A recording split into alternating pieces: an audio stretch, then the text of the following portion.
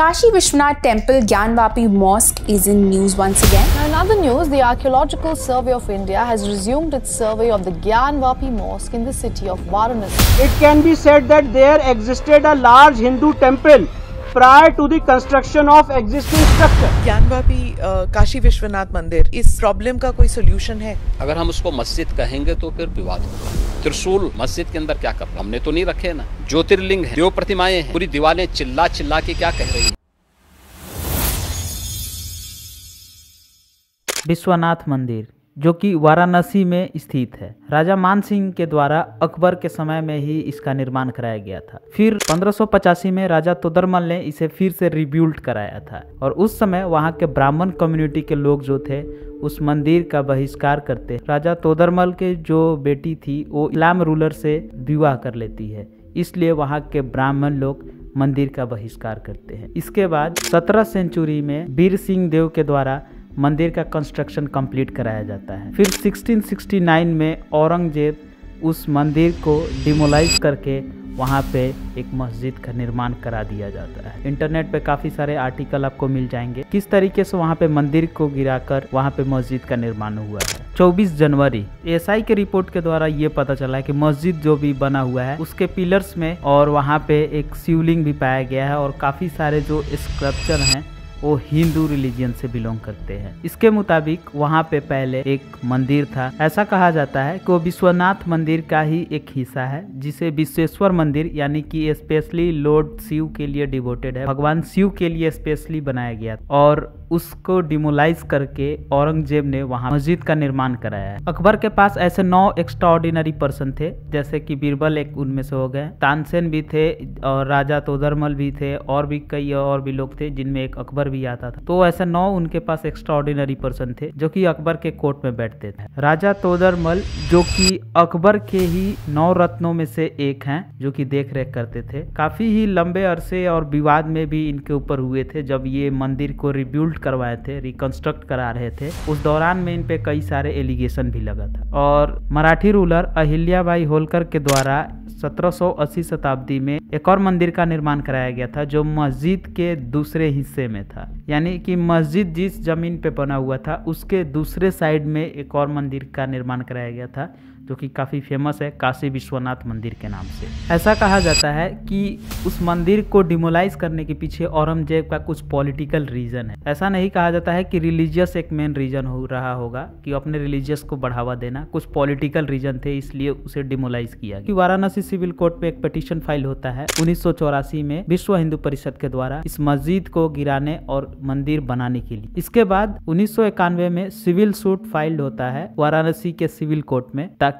वो जो मस्जिद बना हुआ है उस प्रॉपर्टी को उसे एक्वायर किया जा सके और हिंदू रिलीजियस के लिए एक टेम्पल बनाया जाए। और फिर वहां से इस केस की शुरुआत होता है। 18 सितंबर 1991 को इलाहाबाद कोर्ट के द्वारा एक एक्ट बनाया जाता है और इसे अपोज करते हुए ये कहती है कि आप किसी भी ऐसे प्लेस को कंजर्व नहीं कर सकते हैं, रख नहीं सकते हैं या फिर रिलीजियस के नाम पर उसे नहीं ट्रांसफर कर सकते। इस एक्ट के तहत मेनली 2 सेक्शन जो कि इलाहाबाद हाई कोर्ट के द्वारा निकाला जाता है। ऐसे रिलीजियस आइडेंटिटी प्लेस जो कि 1947 के पहले हैं वो जैसे के हैं वैसे ही रहेंगे और दूसरा ऐसे कोई भी केसेस लीगल फाइल्ड किए गए हैं जो कि 1947 के पहले से उस पर कार्रवाई रोके जाएंगे और कोई भी इसके लिए आगे केस फाइल नहीं कर सकता है। मुस्लिम कम्युनिटी की तरफ से अंजुमान इंतजामिया मस्जिद जो कि लीड कर रहे थे, एक कमेटी बनाया गया था और इस केस के लिए वो अपोज कर रहे थे और हिंदू के तरफ से पंडित सोमनाथ व्यास जो कि केस को लीड कर रहे थे। इसके बाद 2000 में पंडित सोमनाथ की डेथ हो जाती है जो कि हिंदू रिलीजियस के तरफ से इस केस को लीड कर रहे थे। फिर 2018 में विजय कुमार रस्तोगी इस केस को लीड करते हैं। फिर 2019 में एक और केस फाइल्ड होता है जिसमें डिमांड किया जाता है कि मस्जिद के अंदर जाकर हम पूजा करें और इसके लिए कोर्ट परमिशन देती है कि आप सिर्फ नवरात्रि के चौथे दिन ही जाकर पूजा कर सकते हैं। एक और इसमें बात रखा जाता है कि मस्जिद के अंदर जो भी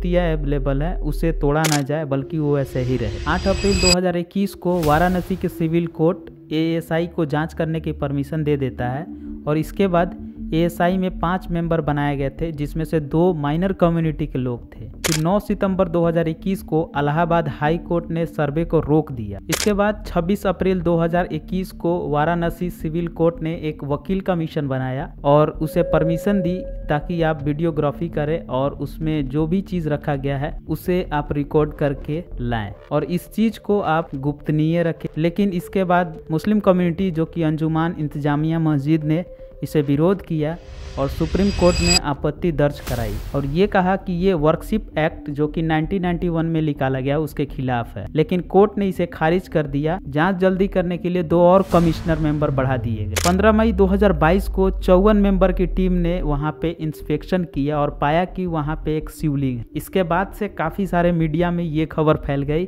और इसके लिए काफी मुस्लिम कम्युनिटी ने विरोध किया ताकि आपने किसी भी तरीके से वीडियो लीक कर दी। लेकिन इसके बाद से लोगों में और भी ज़्यादा जागरूकता पैदा हुआ और लोग वहां पे पूजा करने के लिए भीड़ बढ़ाने लगे।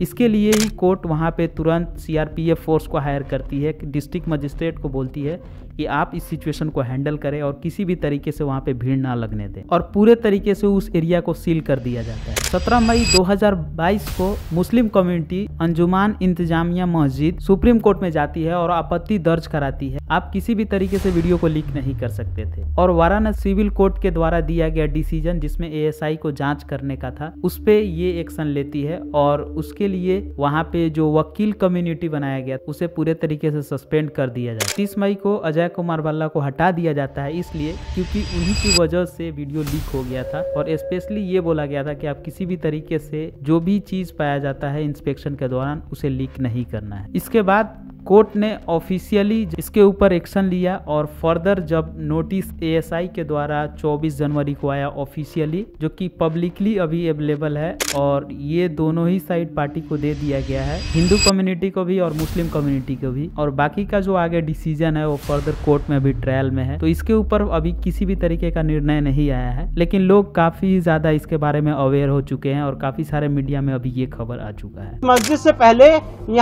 इससे पहले यहाँ पे हिंदू मंदिर एग्जिस्ट करता था। एएसआई ने अपनी कंक्लूसिव फाइंडिंग दी है। एएसआई यानी कि आर्कियोलॉजिकल सर्वे ऑफ इंडिया के मुताबिक पाए गए जो पिलर थे उसमें हिंदू स्क्रप्चर यानी कि हिंदू के जो चिन्ह होते हैं वो काफी सारे उसमें पाया गया है।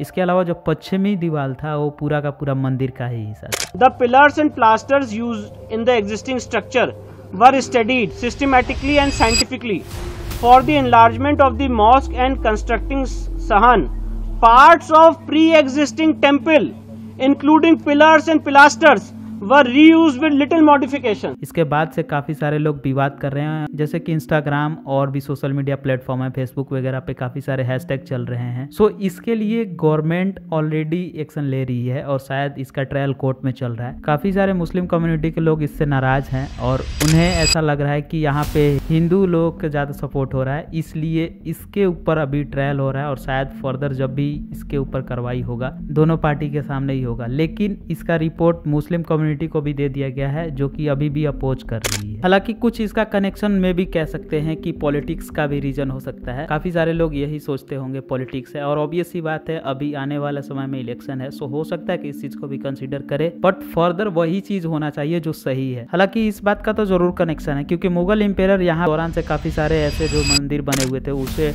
डिमोलाइज करके वहाँ पे मस्जिद का बनाना, ऐसे कई सारे इंडिया में ऑलरेडी केसेस देखने को मिलता है। बट फर्दर इस पे अगर ध्यान दिया जाए, आज के समय में यूथ अगर इस पे फोकस करेगा तो हो सकता है कि आने वाले समय में कई सारे ऐसे अनएम्प्लॉयमेंट की केसेस भी देखने को मिलेगा। इसके अलावा भी कई सारे ऐसे मुद्दे हैं जिन पे बात करना जरूरी है, लेकिन ट्रेंड में वही चीज को लोग फॉलो अप करते हैं जिससे कि उनके लाइफ के ऊपर 1% का इम्पैक्ट नहीं हो। काफी सारे वीडियोस ऑलरेडी सोशल मीडिया पे चल रहे हैं और काफी सारे लोग तो ऑलरेडी हैशटैग लगाकर वीडियोस पोस्ट कर रहे हैं। सो हो सकता है कि ऐसे करने के बाद उन्हें उनका हक मिल जाए, लेकिन इसके बाद वो करेंगे क्या? मेन जो पर्पस है सरकार का उस पर ज्यादा फोकस करना जरूरी भी है। राम मंदिर में प्राण प्रतिष्ठा होने के बाद से ऐसे कई सारे लोग और भी जागरूक हो चुके हैं अपने धर्म के प्रति और काफी सारे लोग तो ऑलरेडी सोशल मीडिया पे वीडियो शेयर करने लगे हैं ज्ञानवापी मस्जिद के अगेंस्ट में। सो उन्हें ऐसा लगता है कि उन्हें शेयर करने या उनके पोस्ट से इम्पैक्ट पड़ेगा, लेकिन इसका डिसीजन फर्दर कोर्ट में ही निर्णय किया जा सकता है कि क्या सही है या फिर क्या गलत।